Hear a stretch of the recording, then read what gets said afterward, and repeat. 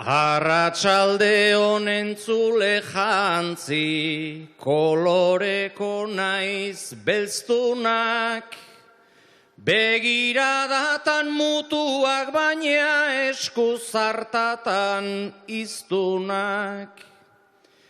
Titare bana kafe hartuta, bagatoz itzen jostunak, zuentzat eman nahi genituzke, puntadarikan justunak, hemen ez dauka barkaziorik bertsoa josten ez dunak.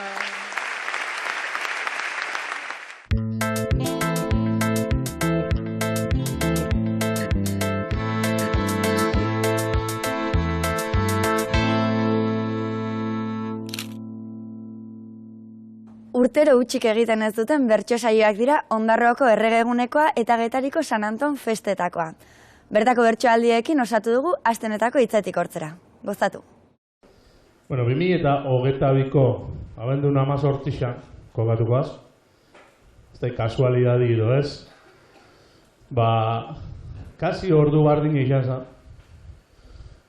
Maialenek 3. txapela jantzi ban. Eta Mesik benen munduko kopa nahi bana edo deseozu edo ez bera ez da ipatu izan egon jango ikun da.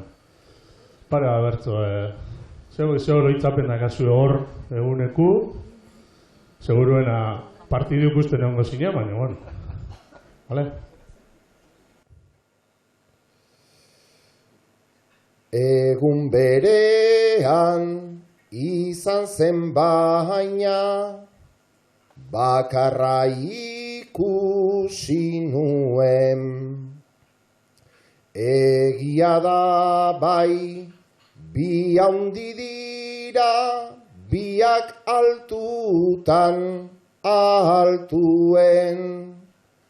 Baina hurrengo hitz jokoetan, jauzi gara seguruen.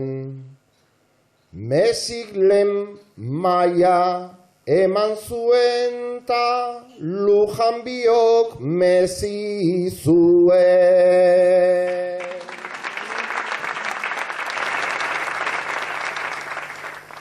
Lau urterako prestatu nahian, alperrik ez da jarduten.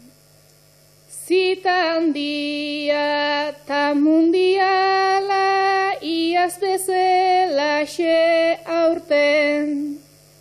Mexiko bat jaso zuela, bizpairuk esan ziguten.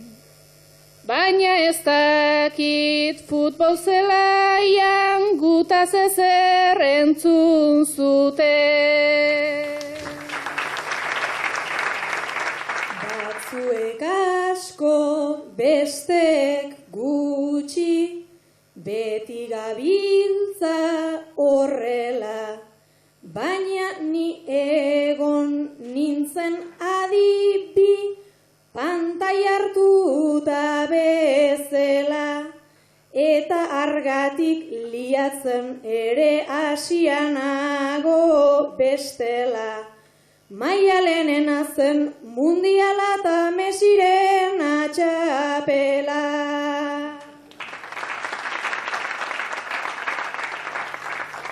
Jendeak zuen mobila eskuan, ta bihotza bi pusketan. Mesi zebilen sartuta sartu munduko telebistetan. Mesi omen da magikoa ta artistena artistetan. Maialen ere magikoa da eta badaki hizketan.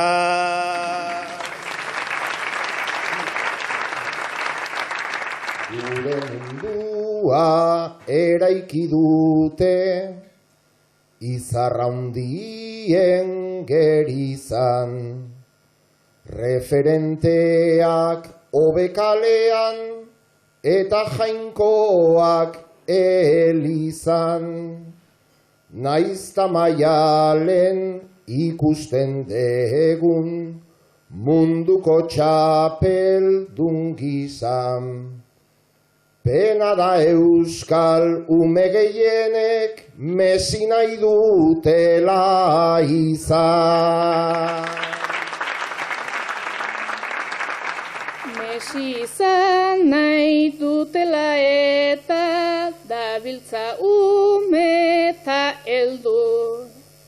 Antza ez dugu gure kultura bide honenetik heldu. Futbolariei milioiak eta aldarea jartzen diegu. Gure herriko izarraundikin berdin egingo aldegu. Baina milioiak nola ez diren, hemen banatu oi berdin. Gu konformatu beharko gara, gure usteta gustuekin. Ta egun hartako nire memoria, nahiko baldin banu egin. Arratsaldean bertsoak eta juerga argentinoekin.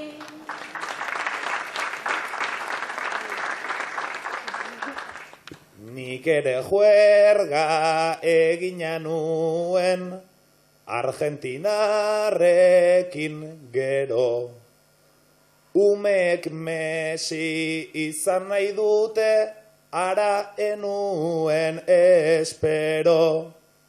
Ez beldurrik ez dirunegarrik hilako 25. Nik ere Messi izan nahi nuke aukeran eman ezkero.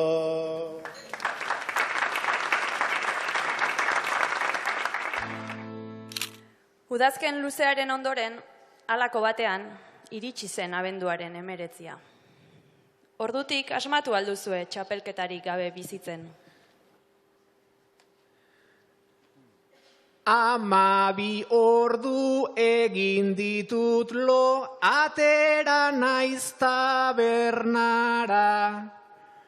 Oporretara ere joan nintzen gazte burgesen erara.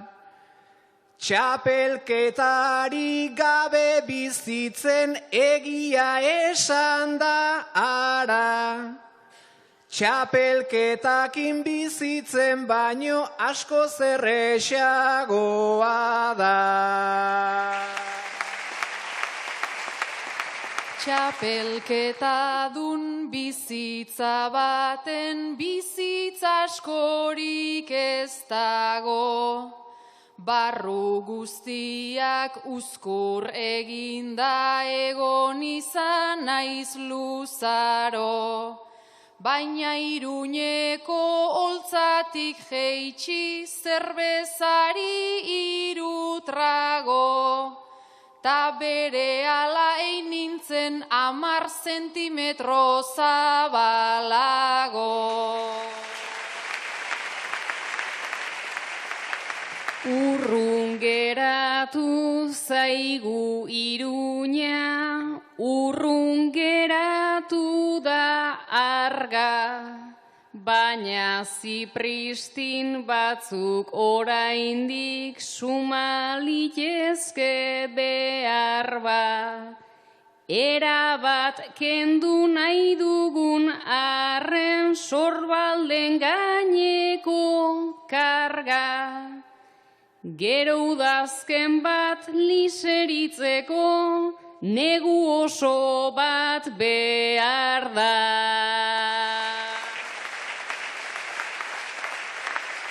Naiz txapelketak dena haunditu, bere izen ta ospean.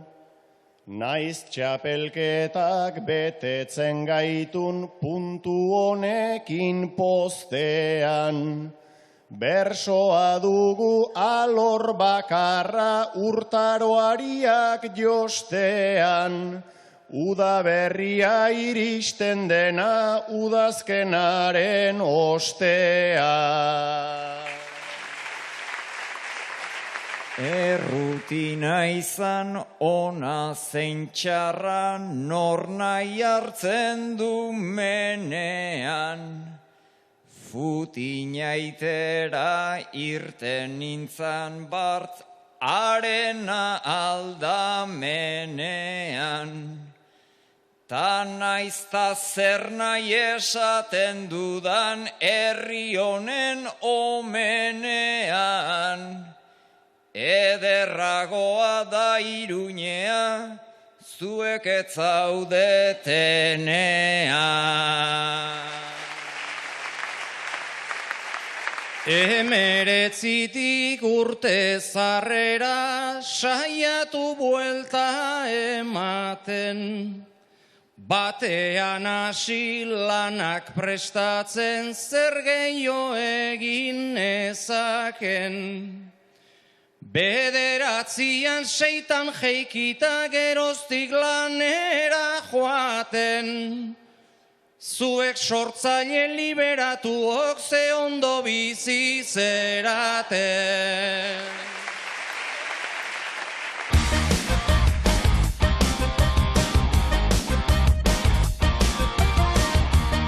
Lasturko aldapetan bera eta gora hazitakoa da gure gaurko gonbidatua. Gaztetxotatik eskusoinua bizkarrean hartu eta herri-zerri ibili da eta dabil Josune Arakistain. Txapelketak, erromeri txikiak eta kontzertu handiak ederki ezagutzen ditu.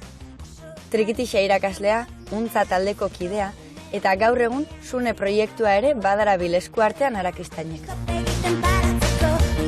Oraindik ere eskatzen dizute aldapan gora kantatzeko?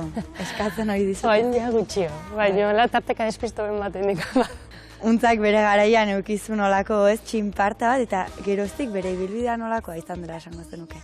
Bai, esango nuke pixkat etapaka bezala izan dela, ez? Hasieran igual 20 urteko Josune bat harrapatu zuen zurrunbilo horrek eta deno ginen oso gazteak eta musika munduan sartu ginen hola bat-batean eta hasiera bai beti esaten deula izan dela oso zurrunbilo bat bezala.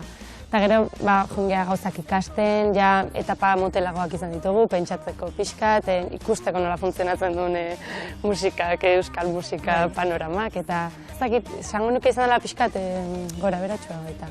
Nola esango zenuke jundela gora bera hori? Bai, goitik hasi ginela esaten du beti aldapan gorak, ez zela aldaparik egon hasieran. Ez zan aldaparik egon beste taldeekin konparatuta, talde askokin konparatuta, beti konparaketeta sartzen delako. Baina, bai akordatzen naiz, lehenengo disko hori grabatzeko erromeritan ibili ginala, guk ere gure saiatu ginala, ez zala izan horrela bat-batean sortu zen abesti bat. Eta zuri, untzak zer eman dizu prozesu guzti horretan? Esango nuke, sortzaile izateko esperantza bat. Adibidez, zakit, igual, untza egon aurretik ez nun uste igual musikatik bizitzeko aukerarik zegoenik. Oraindik ez naiz bizi guztiz musikatik, ez naiz untzatik bizi, baina bai, igual, esperantza pixkat ikusi detela, sortzaile naiz izan, igual naiz bizi hemendik. Igual ez da utopikoa. Hemendik aurrera untzak zer ekarriko du? Dauzkazue kontzertua, dauzkazue proiektu berria, kontatu pixkat. Aurten 2023an kau asmoa bai Euskal Herrian, bai Euskal Herritik kanpo pixkat kontzertu dexente emateko. Ez dakau haingoz zer berririk, disko berririk prestatuta, baina 2023a bintzat kontzertukin atoko.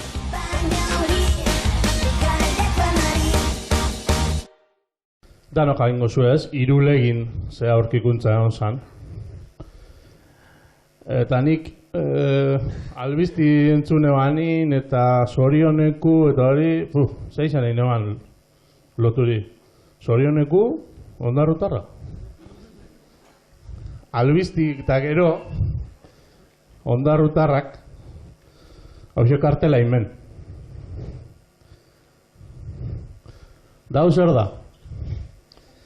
Gaure kakatzaneko kartela. Kakatzan da ondarruko mountain bikerun karreri. Bueno, eurak esaten da, karreri ez dala, karreri baino txarrago arala, baina azkan aiaten dena popa ustela, esaten da. Zuek zezango zen duek, zorioneku, ondarrutarra, esku, anti. Ene ondarrutarrek daukaten nibela, orain txenteratu naiz lagunak bezela, eskuakin guantea aurkitu zutela, Mountain bike afizio, talaua da traba, eurek esaten dute hau txarragua da, baina negozioan abilak dira ba, Antza hortaz ondarrun omen zen agertu, ta nola ez dagoen Gasteiztik hain gertu, abale horregatik enuen ulertu.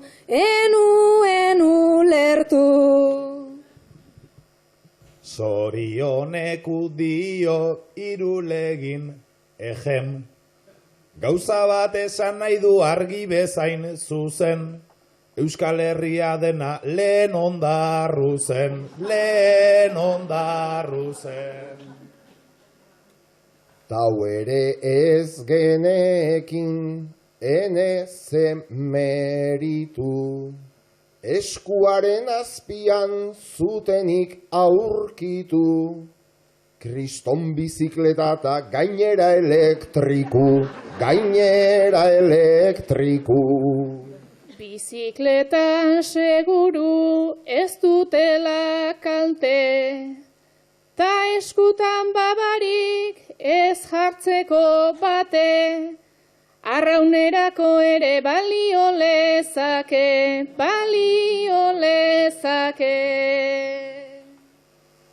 Horrela heldu ziren ona ingurura, ta Txaberrek esanak sortu adit duda, Euskal Herria ondarru zen ta ondarru da.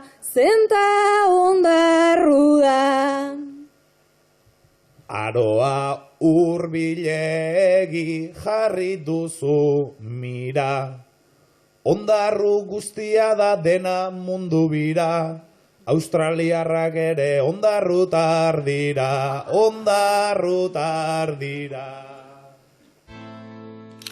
Jatetxe bateko jabeak zarete. Inflazioari aurre egiteko moduak bilatzen ari zarete. Zuk bainat, zuzenean prezioak igo nahi dituzu. Nereak aldiz, nahiago du prezioak mantendu eta kantitatea murriztu.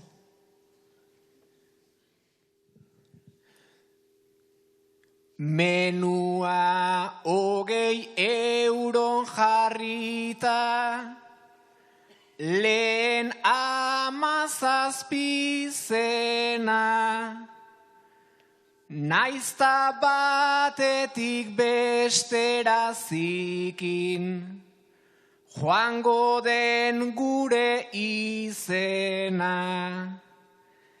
Hemen jakiak igotzen dira, gasolina eta dena, eta guk ere egin dezagun, denek egiten dutena. Baina krisian aldapa hori denontzako da motela, ta ondo dakit bezeroa ere nahiko estu dagoela. Gure herrian aspaldi gozen zen prezio denen nibela, oin ez digute sinetxi nahiko, inflazioagatik dela. Naizta lehenago eman ditugun 11 arrazoi laino, gure patrikak onar dezagun, iritsi dira onaino. Euroren batzuk gora egitea, asko zobea baita nio, datorren hori etxera bueltan, goseak joatea baino.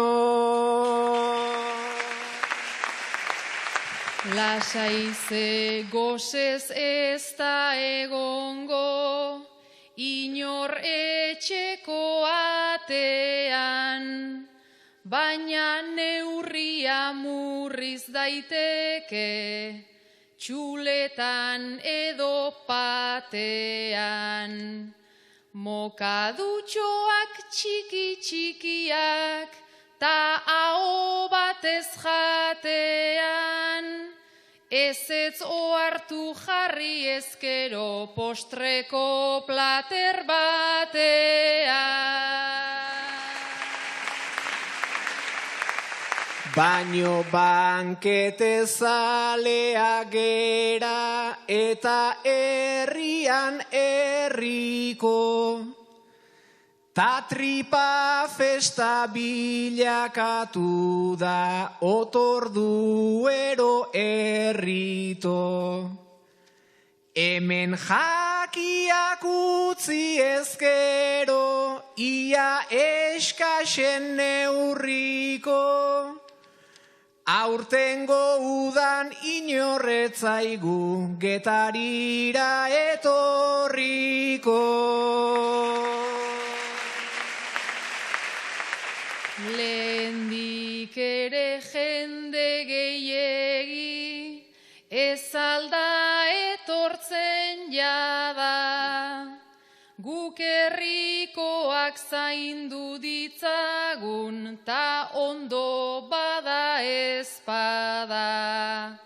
Ze handiegia joaten zitzaigun, hainbestetan platerkada, ikusi alduzu zenbat janari joaten den zaborretara.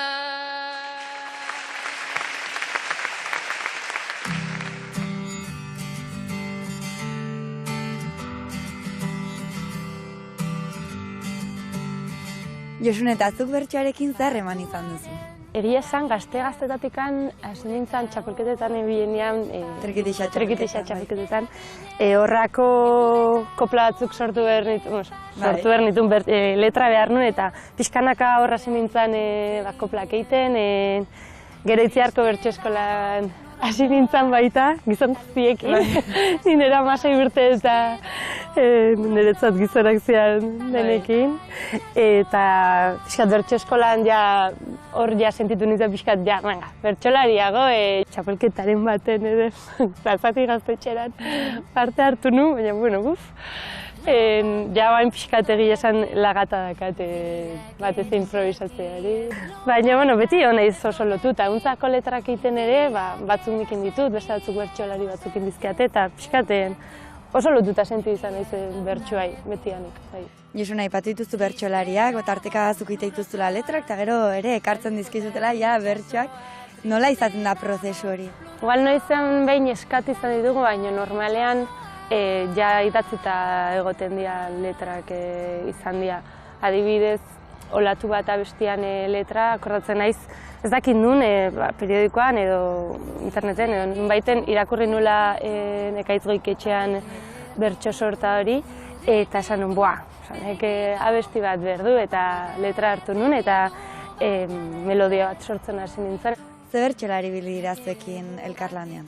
Azken boladan Ekaitz Goiketxeak letra asko indizkigu, baina hasieratan, hasierako lehenengo diskoan, Maialenak izukin oso harreman ona, eta berak bertso sorta pare bat pasatzizkiten, Maider Arregik ere Aldapangorako letran parte handi bat, ia denez esateko berea da, eta hasieran txapelketetan enbilenean Iñaki Gurrutxak entzegoen Harro gauden abestian letra. Eta letra horiek hartuta gero zuek taldera nola eramaten zen, nola moldatzen duzu hori? Nik etxean sortzen dut pixkat hasierako melodia, bizkarrezurra izango dana, letra hortan oinarrituta, eta gero taldean horri buelta bat ematen dizkeu. Letra inoiz ez, Zuk nola egiten zure sormen prozesua? Askotan batera izaten da. Letra eta doinua batera ateratzen zait. Askotan iruditzen zaitelako egokitu bezala doazela. Egia da, eta askotan izan detela batera sortu, eta gero ja melodia datenean iruditzen zait letra pixkat kutrea edo zentzugabeko letra horrekin sortu detena, gero aldatzen diot guztiz letra eta beste abesti bat da.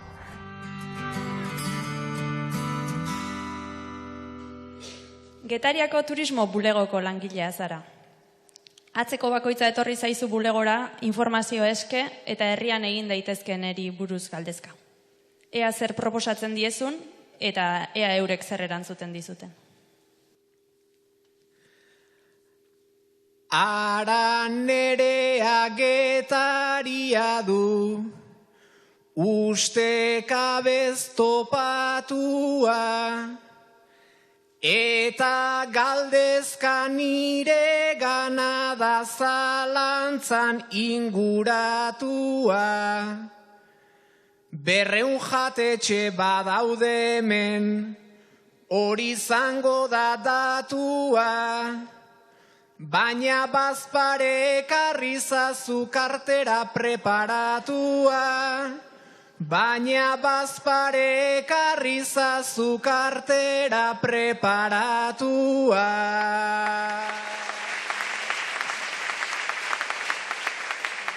Nik uste nuen Getari zela, Zarautz aldean desberdin, naizta jendea kalean jator adeitzu eta atsegin.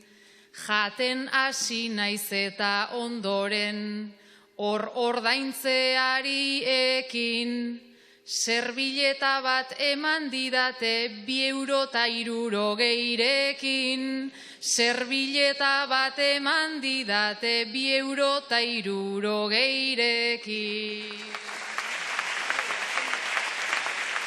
Gero alaia inguratu da, nire sorpresa hauxe da, itzen jolasen zalea da, hau beste askoren antzera. Kalerik kale horri ikusi dut aurrera eta atzera. Etorri omen da arratoiari gazta pixkatek hartzera. Etorri omen da arratoiari gazta pixkatek hartzera. Zuzara bainat informazio, jakinduria jabea, merezi duzu mostradorea eta elizako aldarea. Idia Zabalgo gazta nekarren eman nahi nion abea, baina esan dit jaten duela laktosarik angabea. Baina esan dit jaten duela laktosarik angabea. Ta ametxere Getariraino, etorri da urrengoan, harrapatu det saio batetik besterako esperoan. Izerdiotzez kopeta busti eta erritmo eroan. Ea beretzat trajerik baden Balentziaga museoan. Ea beretzat trajerik baden Balentziaga museoan. Ba museoan azaldu naiz bai aipatutako moduan, baina hala ere zure trajeak entzun ditudan orduan, ara kotxeak botata utzi nau lehen rebueltan onduan, horrexegatik nago ni hemen Zumaira joan nahi nuan. Horrexegatik nago ni hemen Zumaira joan nahi nuan. Ta sustraik ere ondo pasea, dauka Zumaiako muga. Kalerik kale harrapatu dut bere zalantzata duda. Hau entrenatzen hasi omen da korrikalari modura. Iruñean hasi korrika eta onaino ailegatu da. Iruñean hasi korrika eta onaino ailegatu da. Korrika hasi itxasoa ikusi, ta nork ez du esaten guau, naizta indarra gastatu zaidan, korrika ibili arau. Txakolina edan berriz indartu, ta bueltan nijo harri rau. Egia esan ez dago gaizki Donostiako auzo hau. Egia esan ez dago gaizki Donostiako auzoa.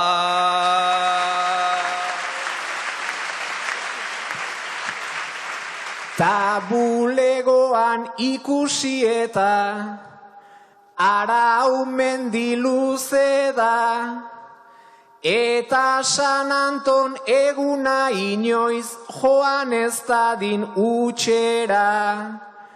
Erreleboa berak hartu nahi omen lukenez luzera.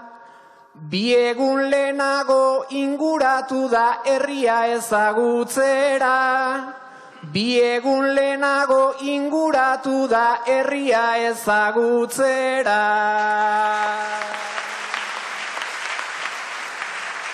Herria aski ezagutzen detzuk baino hobeto kasik. San Antonetan suplente izan naiz 3-4 alditan pozik. Tandonik ez du plaza utzi nahiko inork derrigortu ezik. Baina hau ez da gerra izango denbora kontua baizik. Baina hau ez da gerra izango denbora kontua baizik.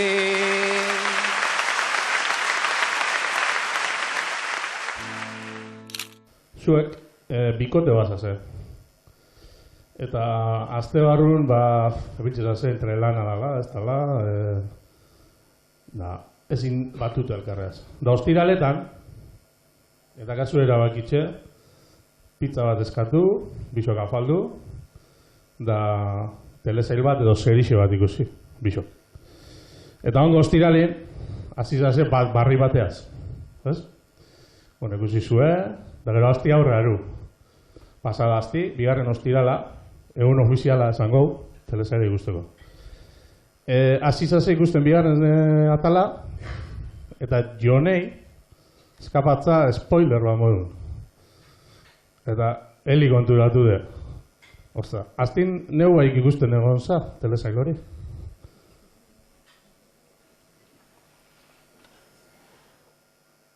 Sofara, goxo geundenak gustura,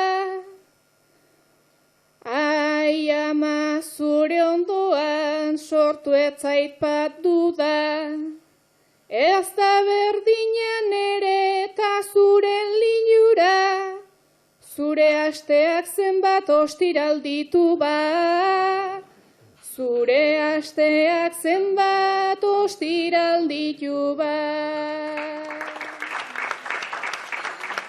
Goen kalea zizen kriston edadean, paleolitikoan zen nobedadean. Nik ikusi nahi nuen intimidadean, ni bakarrik sartzen naiz ETB lauean. Ni bakarrik sartzen naiz ETB lauean. ETB lauekoa baina jonakabo, ez aldezu ikusi pixka bat gehiago. Bihurtua zaudela sinistua nago, Leonor bera baino suge gorriago. Leonor bera baino suge gorriago. Leonor Maria Luisa, tainbeste ilustre, spoiler egin dizut, ze argi, ze fuste. Baten bat hildutela esan dut nik uste, lasaize gero hilak berpizten dituzte. Lasaize gero hilak berpizten dituzte.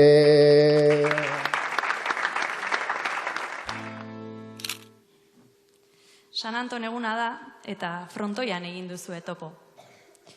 Sustrai, zu txakolina zerbitzen zabiltza.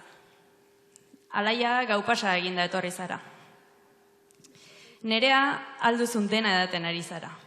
Kopa bete bezain pronto ustutzen duzu. Eta Aitor txakolina zer den ez dakien turista zara. Sustrai atera txakolin hori, uste dut itzela dala. Iruditzen zait kopak azpian zulo txiki bat daukala. Hemen nirea da maratoia, eta bestena esprina.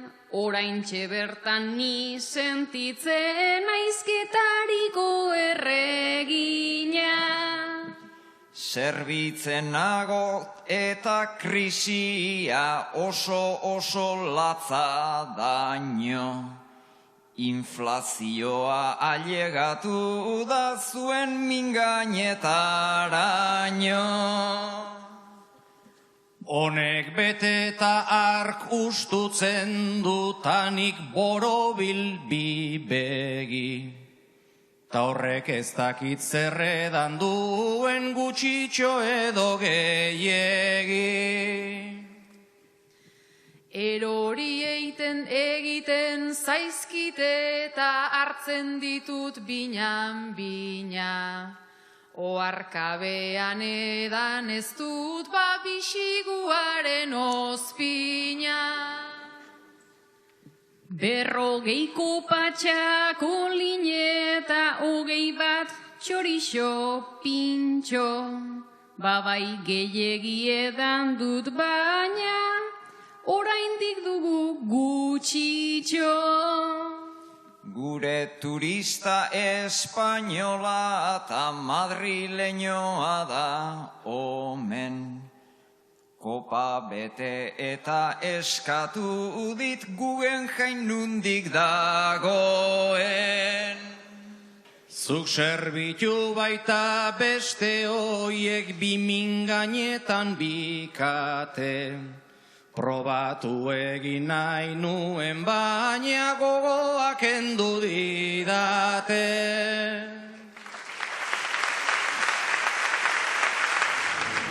Logeletako sabaiek hitz egingo balute. Zuretzako trikitixak edo trikitiak zetorkizun daukiko du? Zaila esatea egia esan, naiz adibina bat, baina nire ustez. Etorkizun ona, oso ona, oraingoz behintzat, musika eskolatan, Getariko musika eskolan irakasle naiz, Itziarren baita, eta ikasle pila ditut, eta etorkizuna ikusten dit. Egia askorentzat trikitixa ez tradizionala izaten jarraitzen duela, da bintzat molde tradizionaletan jotzen den instrumentu bat dela, baina hori aldatzen bada nora aldatuko da. Bai, nik beti esatet hori dela segun ze begikin behitzezun. Ni hasi nintzanean pixkat nire kantak sortzen edo pixkat trikiti tradizional hortatik pixkat aldentzen gutxi. Ja nire osabak, nire gurasuek esaten zuten hori ez da trikitixa, askotan esan izan diat hori. Eta alderantziz, ez, ikusiko baldin balu beste dozein pertsonak trikitixa zalea ez danak, berentzat trikitixa niretzat pixkat innovatzaia dana, beretzat tradizionala izango da. Nik uste segun unikan behitzezun baita eta... Zuk egin duzu zure ekarpena ez, trikitixaren aldaketa horretan eta Sune proiektua sortu duzu. Kanta bat ere ateratzen nuen iaz, zugako kanta bat. Konta eguzu, zer da Sune? Betianik izan dut elektronika Holanda, Belgikako elektronika Tomorrowlanden egiten elektronika mainstream horren bastante zale izan naiz, Avicii, Martin Garrix eta bien oso zalea, eta betianik izan dut gogoa pixkat hori trikitixakin nahasteko, ez dakit nola, baina nahi nu nahastu. Eta beti horri bueltaka eta... Trikitixa eta elektronika nahaste horretan, batek esango du, sakrilegio handi xamarra dela, ez erantzungo zenioke horri. Askotan iritsi zait trikitilariak hartzen gaituztela trikitilari bezala eta puntu. Izan behar gara da trikitilariak eta jazta, ez degula beste... Zakit, nik gitarra ere jotzen dut, piano pixka txapurratzen dut, sortzaia naiz baita, letrak egite ditut. Zakit, iruditzen zait askotan trikitilaria zehala eta jazta. Eta, egualen naiz da trikitilaria, naiz musikaria, zakit. Beste musikari batek gitarra jotzen dunak, ez dugu hartzen gitarrista bezala, naiz eta gitarra jo eta bestu. Baina guri trikitilari bezala bai, orduan nik uste horrein behar dela pixkate ikuspegi aldaketa bat. Eskerrik asko, Josune, elkarrizketa honengatik, zure ingurura ekartzagatik eta zorte honena, zure proiektuetan. Eskerrik asko zui.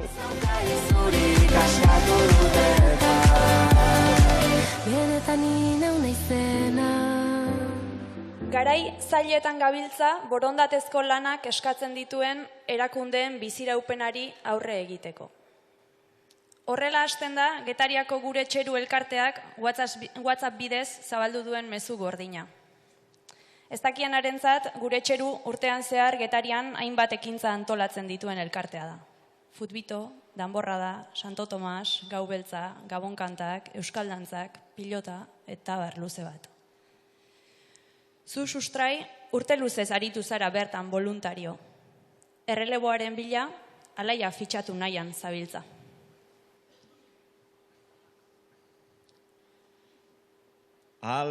Alperrik nekatuko naiz nahi ez duena limurtzen, gonbidapena egin dizuta zaude kopeta zimurtzen. Saiatu zaite gugan aurbildu, ta aktibatzen hain zuzen, ta batez ere zure kritikak borondatea bihurtzen. Enaizari itzen zuen ekintzak neurekin alderatzen, zuek zeonak Gau Beltzak sortu eta gazteak trebatzen. Ni horri biltzen naiz nire berriak Twitter bitartez edatzen, ta sentitzen dut beste zertako astirik etzait geratzen. Etorri zaite bileratara bertan denbora igaro, ala herri bat ehuntzen baita eskuz esku ahoz aho. Naizta Twitterren ongi zabiltzan, ta Instagramen hobeago, gero kalera atera eta sare sozialik ez dago.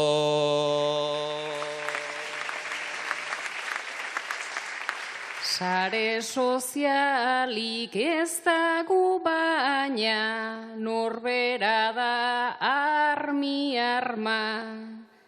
Ibiltzen dena kalerik kale eta bere baitan barna.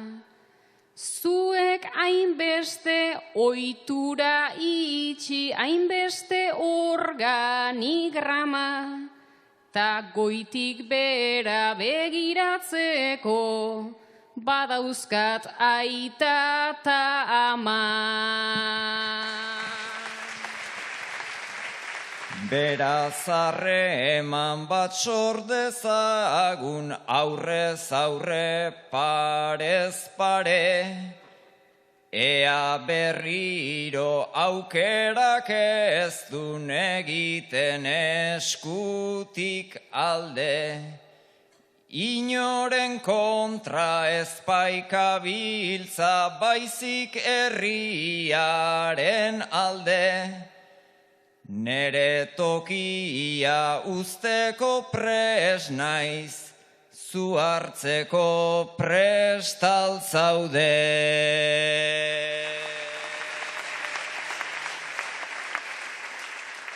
Horrari zara indirekta bat eta beste bat jaurtitzen. Txamponak alde bikoitza badu dirurik ez du jaulkitzen. Prest oten nagon galdetzen duzu, galdetu gabe aski zen. Nik nahiko lan dut nire bizitzan, nire lekua aurkitzen.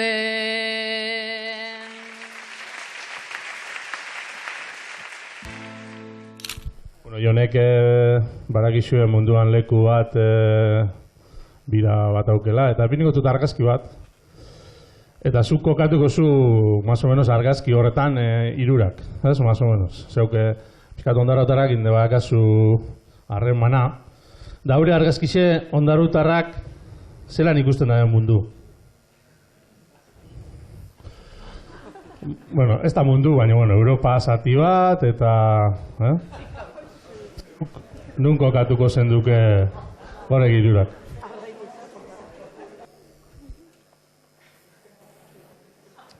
Batxa berrekin hasiko naiz ba, ondarrutarrez berbetan, mapa hartuta hau non kokatu, ondarru mapa mundietan. Bakokatuko nuke eskubi aldeko txokoan bertan, zaildu dadila lango gorrean zikautxoko fabriketan, zaildu dadila lango gorrean zikautxoko fabriketan.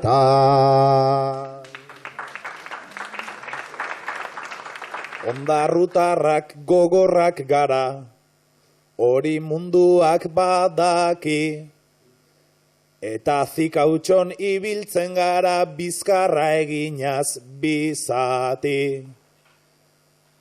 Beinola bertan jartzea otu zitzaion, Jon Maiak daki. Ta mapa mundi deitzen diogu Europako mapa bati. Ta mapa mundi deitzen diogu Europako mapa bati. Mapa mundia dena da ondarru, ta hortxe dago jokoa, ta aroak zetxoko ote du beretzako gustokoa. Bielorrusiatik gora jartzea, hor dago nere trukoa. Alperrik ere ez da aroa Siberia Gasteizekoa. Alperrik ere ez da aroa Siberia Gasteizekoa.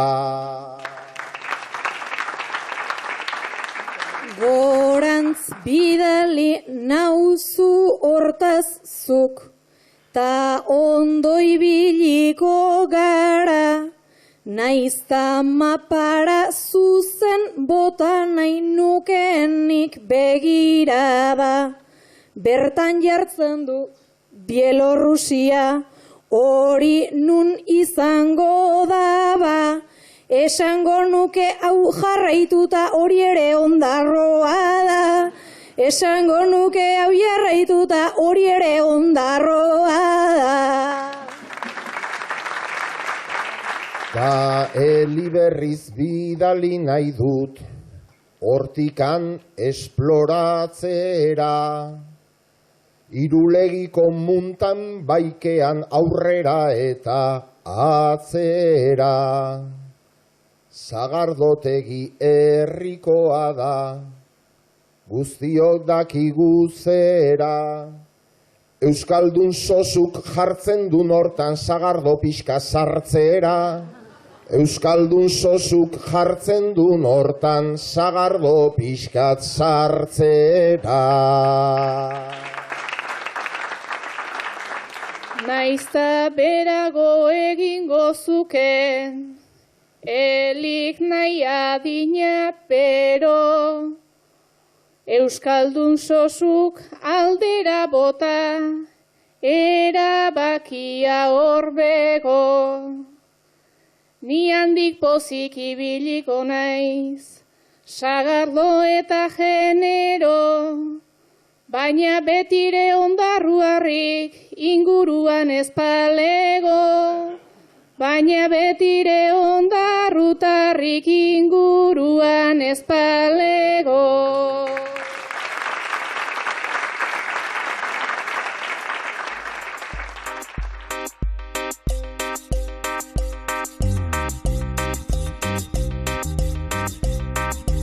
Bertso sortak oinarri hartuta egin dute Anonim Popular proiektua Igor Elortza bertsolariak eta Rafa Rueda musikariak.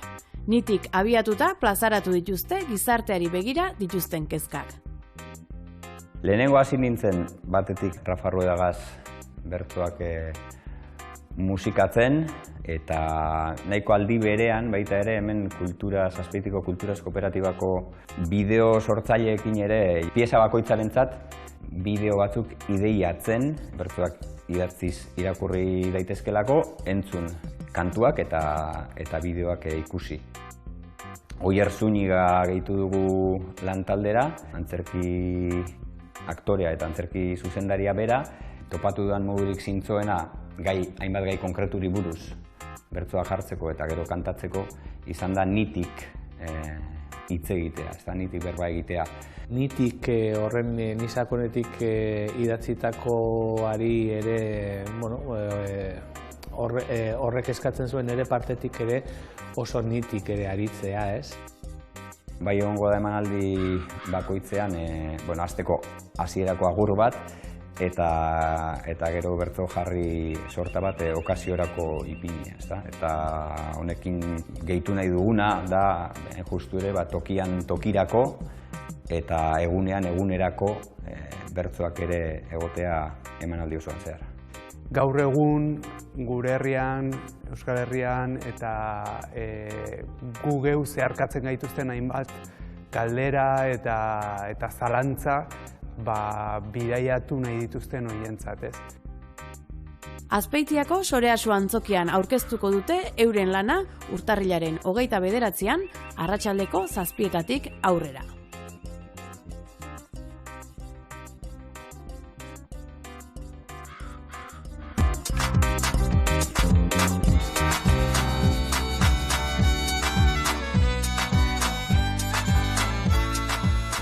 Kaixo, Aritz Eskudero naiz, Andoaingo Puntuka bertso eskolako kidea eta hemen iritzen gea, herri mailan ekitaldiak eta bestelakoak antolatzen, bertsolaritzai laguntzeko asmoz. Eta nik aukeratuko duten bertsoaldia da 2017ko bertsolari txapelketa nagusiko finalean Amets Arzailusek eta Unai Agirrek egin zuten Puntukako saioa. Iruditzen zaitelako txapelketa baten eta oraindik gehiago final baten horrelako humorezko saio bat asko eskertzen dela, eta azpimarratzekoa batez ere Amets Arzailusek egiten duen lana, Puntukako lan batean ez du puntu bat berare bete lan gabe egiten, denetan zerbait esaten du, eta ikusi besteik ez dago iruditan publikoak nola gozatzen duen saio horrekin, eta saio amaitzean bi buelta eman eta bi bertsolariek bizkarretik elkarri nola heltzen dioten. Beraz, ni gozatu nuen eta zuek ere gozatu saio honekin. Telebistako makilatzaileak zarete. Gaur ere lan eta lan ari zarete. Hauxe da lan polita eta aproposa. Pintura ederrekin behar dugu goza. Berriz ere hor dator Josean Tolosa. Ezin jarriko diot lazo bat arrosa. Arpegi haundilea du krema bota lasai. Ta eguzkitze berriz ate ondoan zai. Horrek ere nahiko du potinge pixkatai. Hoiek egun bat lana eta 6 egun jai. Gero bersolariak datoz atzetikan. Oiei zerbait ematen saia gogotikan. Egainak brilloa du begi gainetikan. Gaizki eman da ere ez dit inportikan. Brillo dunak badaude askozaz gehiago. Egia da badira hemen zenbait kalbo. Bat mendiluze eta amets hortxe dago. Ba hori apaintzeko desiatzen nago. Zeren azala dauka oso suabea. Sekula kremarikan probatu gabea. Apaintzeko hori da kalamidadea. Bizar hori moztea ez aldu hobea. Unai Agirre dator mutil borobila. Sagardotegi baten jaiozan mutila. Ezin politu eta milagruan bila. Sartu den bezala xe atera dadila.